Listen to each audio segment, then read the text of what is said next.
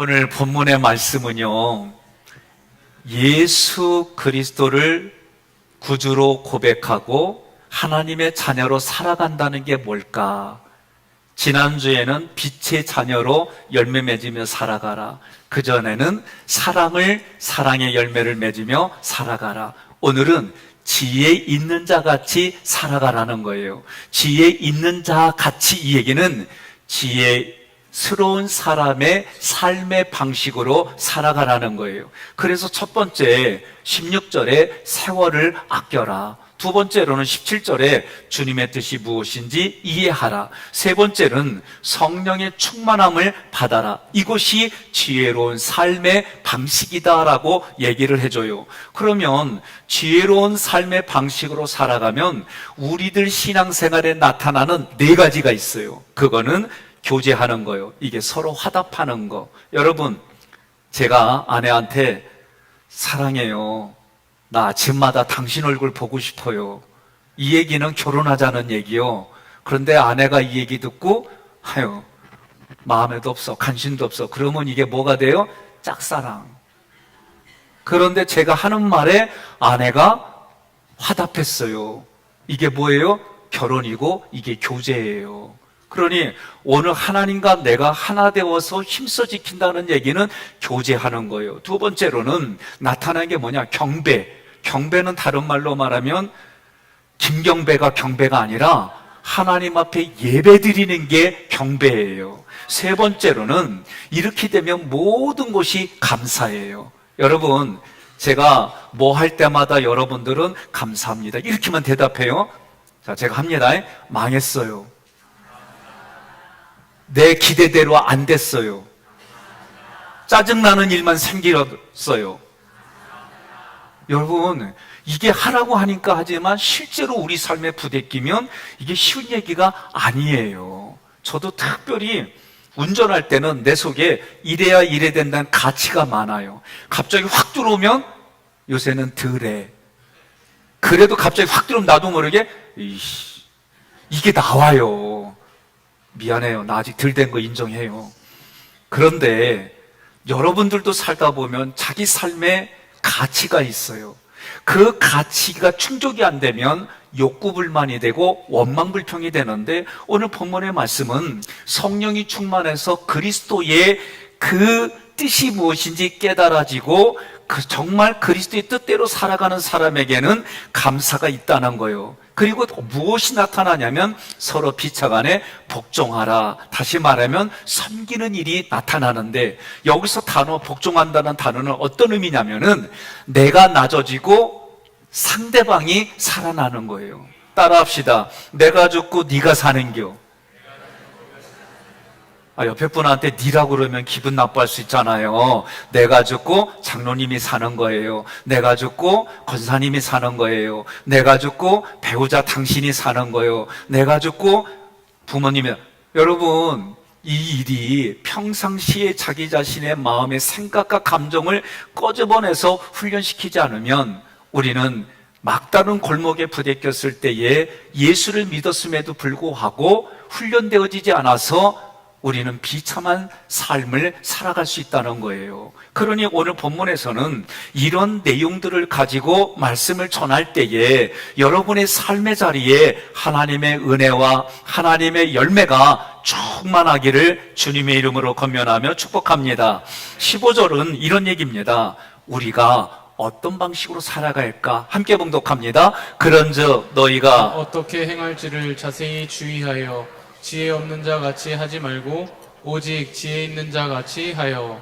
아멘. 아멘. 오직이란 단어를 꼭 기억하세요. 우의접속사예요. 앞에 부분에 얘기한 것보다 지금 말하는 게 중요하다는 얘기예요. 그래서 15절에는 지혜 있는 자 같이 하여. 이 얘기는 지혜로운 사람의 삶의 방식을 택해서 모방이라도 해라, 그런 뜻이 있는 거예요. 그러면 이 지혜라는 것은 어떤 걸까? 한마디로 말하면 하나님을 아는 지식이 지혜예요. 그래서 이 지혜는 누구에게 있어요? 예수 그리스도를 믿는 믿음 안에 있어요. 디모데후서 3장 15절 함께 봉독합니다. 또 어려서부터 성경을 알았나니 성경은 능히 너로 하여금 그리스도 예수 안에 있는 믿음으로 말미암아 구원에 이르는 지혜가 있게 하느니라. 아멘. 두 번째 16절에 보니까 세월을 아끼라, 때가 악하다고 했어요. 헬라어에서는 시간을 나타내는 단어가 두 가지예요. 크로노스와 카이로스입니다. 크로노스는 시간, 분, 초, 이렇게 연대기적으로 쭉 이어서 가는 것이 크로노스예요. 그런 카이로스는 그런 크로노스의 어느 일정한 부분을 말할 때에 카이로스란 단어를 써요. 세월은 카이로스예요. 이 세월을 아끼라는 얘기는 하나님이 특별한 시간을, 우리가 특별하게 하나님을 만나는 그 시간을 아끼라. 이 아끼라 엑사고로조는 구속하다, 성령하다, 그런 뜻이에요. 쉽게 말하면 하나님이 내 인생에 그 특별한 시간을 하나님이 예수의 피값으로 사셨다는 얘기예요. 그러면 우리는 세월을 아끼라는 말은 우리 쪽에서 뭐냐?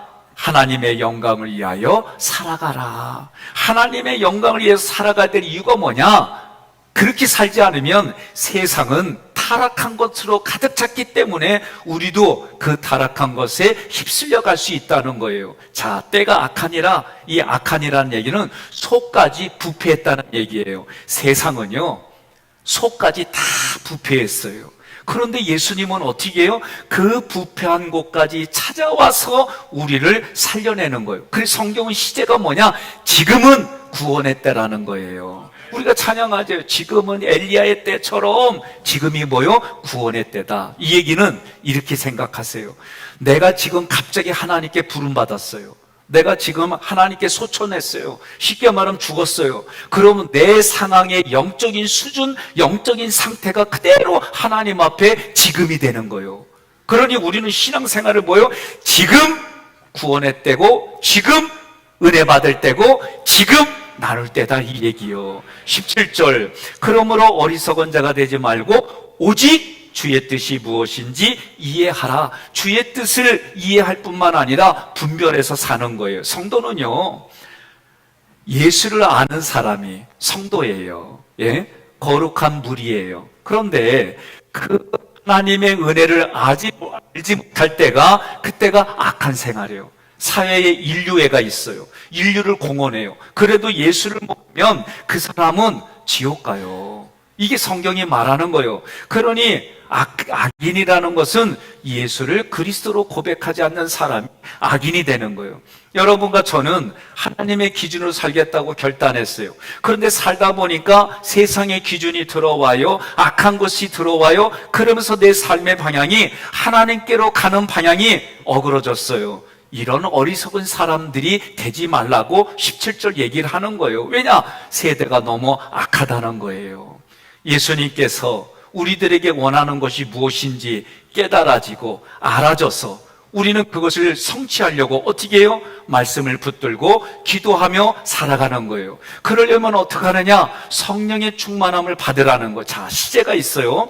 에베소서는 하나님이 이미 부어주셨다, 주셨다. 자, 이렇게 얘기하겠습니다. 갓 태어난 아이가 옆방에 자기가 1살 때, 2살 때, 3살 때 입을 옷이 엄마가 준비했는데 그 아이는 알까요? 모를까요? 왜 몰라요? 정말 몰라요? 모르죠. 어떻게 알아요? 이건 알 수는 없어요. 그런데 어머님은 이미 준비를 다 해놨어요. 우리 우리의 신앙생활이 이와 같다라고 얘기를 하는 거예요. 그러니 여러분, 믿음이 어떻게 해야 돼요? 믿음이 커야 돼요. 생명을 살리는, 구원에 이르는 믿음을 가져야 하나님의 나를 향해 예비한 것들이, 옆 사람한테 얘기합시다. 보여지고 느껴지고 알아지고 누리게 해준대, 그러세요. 응? 이게 하나님이 우리에게 주어진 약속이에요. 그러니 오늘 이 시제는요, 이미 하나님이 우리에게 주어진 것을 우리는 보지 못할 뿐이요. 예? 생각해 보세요. 우리는 가끔 이런 거 겪잖아요. 아, 오늘 미추홀구에 비가 안 온대. 그래가지고 안 온 줄 알고 나갔다가 비 올 때가 있어요. 그죠? 그럼 어떤 말을 해요? 세상에 믿을 놈 하나도 없다고 그래요. 예? 또 비 온다고 그래가지고 우산 갖고 갔는데 뿌옇기만 하고 비가 안 왔어요. 그래도 어떤 마음이 들어요? 사람은요, 그래도 들고 다니는 게 귀찮대. 이게 우리들 모습이에요. 그러니 하루 앞을 못 보는 게 우리들이다. 그러나 하나님은 믿음 안에 따라합시다. 다 주셨습니다. 다 주신 것을 보게 해주세요. 다 주신 것을 누리게 해주세요. 여러분, 이게 믿음이에요. 그렇게 살아가시기를 권면합니다. 18절 함께 봉독합니다. 술 취하지 말라. 이는 방탕한 것이니 오직 성령으로 충만함을 받으라. 아멘. 이 당시 헬라인들은요, 술을 먹는 이유가, 술을 먹어서 취하는 이유가 두 가지래요. 첫째는 감정이 너무 근심스럽고 염려스러우니까 이런 근심에서 벗어나 기쁨을 얻으려고, 그런 근심에서 해방되려고 술을 먹고 취했어요. 두 번째는 신하고 깊은 교제를 나누려면 맨정신 갖고 안 된대. 그래서 술 취해야만 자기가 믿는 신하고 깊은 교제를 할 수 있다는 거예요. 그런 의도로 술을 먹었다는 거예요. 여러분, 어떻게 술 드셔보셨어요? 어째 반응이 그려. 술 드시면은 근심이 사라져요? 어떻게 잘하세요? 예? 술 먹는다고 근심이 사라지고 술 먹는다고 염려가 사라지냐? 아니죠. 그 순간은 잊어버리지만 깨어나면 더 힘들어. 머리 아프고 목이 마르고, 예? 그래서 더 기분 나빠서 더 마신대. 성경은 뭐라고 말하느냐? 성경은요, 술을 마신다고 하나님을 만나는 게 아니다 가르쳐줘요. 그러면 잠언서 23장 29절로 30절 함께 봉독합니다. 재앙이 네게 있느뇨, 근심이 네게 있느뇨, 분쟁이 네게 있느뇨, 원망이 네게 있느뇨, 까닭 없는 상처가 네게 있느뇨, 붉은 눈이 네게 있느뇨, 술에 잠긴 자에게 있고 혼합한 술을 구하러 다니는 자에게 있느니라. 아멘. 술에 잠긴 자란 얘기는 취해 있는 사람. 그래서 술에 취하려고 술을 구하는 사람들에게 하나님이 하시는 말씀이 뭐냐? 재앙이 누구에게 있어요? 술 취한 사람에게. 근심이 누구에게 있어요? 술 취한 사람에게. 분쟁이 누구에게 있어요? 술 취한 사람에게. 원망이 누구에게 있어요? 술 취한 사람에게. 까닭 없는 상처가 누구에게 있어요? 술 취한 사람에게. 붉은 눈은요, 저는 술을 안 먹고 시장만 갔다 와도 눈이 뻘개져. 예? 사람마다 좀 다르긴 한데, 그러니 성경은 뭐라고 그래요? 술 취함이 방탕하다라고 얘기한 거예요. 방탕하다는 뜻, 아소티아는 이런 단어예요. 구원이 없다. 인생을 허비한다. 이런 뜻으로 방탕하다라는 단어가 쓰였어요. 그러므로 성경은 뭐라고 그러냐면 성령의 충만함을 받으라. 여러분, 성령의 충만을 받으시기를 바랍니다. 그런데 성경은 뭐라고 그래요? 이미 내 안에 성령이 계신 줄을 모르느냐라고 묻는 거예요. 그러니 지금 에베소서를 기록할 때 바울의 마음속에는 하나님이 계획한 것들이 이미 우리에게 주어졌다라고 말씀하는 거예요. 성령으로 충만해지면 어떤 일이 일어나느냐? 19절로 21절에 네 가지로 나요. 하나는 교제예요.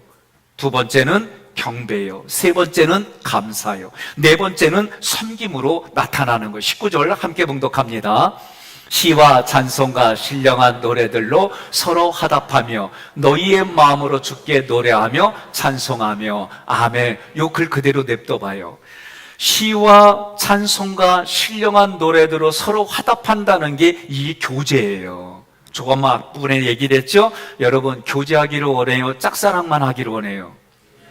교제하기를 원해야 돼요. 하나님 앞에 우리는 교제예요, 교제. 하나님이 우리에게 그렇게 죄 많은 우리한테도 뭐라고 그러냐면 내가 너와 함께 하겠다. 하나님은 거룩한 분이에요. 거룩하신 하나님이 나와 함께 해주시려고 하나님이 거하는 자리는 거룩한 자리로 만들고 거룩한 자리로 구별하고 거룩한 상태로 유지하라는 거예요. 이게 성막이에요, 성막. 신약에 와서 뭐라고 그래요? 내가 너와 함께 한다는 그 예수님의 약속이 내 안에 이미 성령으로 함께 하신다는 거예요. 성령이 거하는 성령의 전이다, 성전이다라고 여러분과 저에게 말했어요. 그러면 여러분과 저는 나는 하나님의 성전으로 이 땅 살아갑니다. 그러면 내 마음을 어떻게 하나님의 거룩함이 거기에 유지하고 머물수록 관리하고 그 상태를 만들어가는 거예요. 이게 교제예요, 이게 교제. 그러니 하나님 앞에 성령 충만한 사람들은 이런 교제를 하고, 그 다음에 뭐냐? 너희의 마음으로 주께 노래하며 찬송하며, 이게 경배예요. 경배라는 말은 다른 말로 말하면 예배를 드리는 거예요. 하나님이 나를 찾아왔어요. 내가 구원받았어요. 이건 하나님의 작품이에요. 그러나 구원받은 나로서 하나님을 만나러 가는 것은 여러분과 저의 의지와 결단이 있어야 되는 거예요. 그래서 하나님이 뭐라고 그래요? 너희가 나한테 나오려거든 어떻게 해요? 번제와 소제와 화목제와 속죄제와 속건제로 하나님 앞에 나와라. 다시 말하면 하나님과 교제하려고 예배 드리는 거예요. 그래, 출애굽기 마지막이 뭐예요? 성막에서 매일 교통, 매일 교제하는 거예요. 여러분 동의하십니까? 저도 아이들과 함께 서로 합의를 보고, 그리고 하나님 앞에 매일 가정예배 요새 드리기 시작했어요. 여러분, 하나님 앞에 내가 매일 예배를 드리는 거예요. 매일 교제를 하는 것이 우리의 형식과 틀을 하는 거예요. 하나님이 말씀하시니 내가 듣습니다.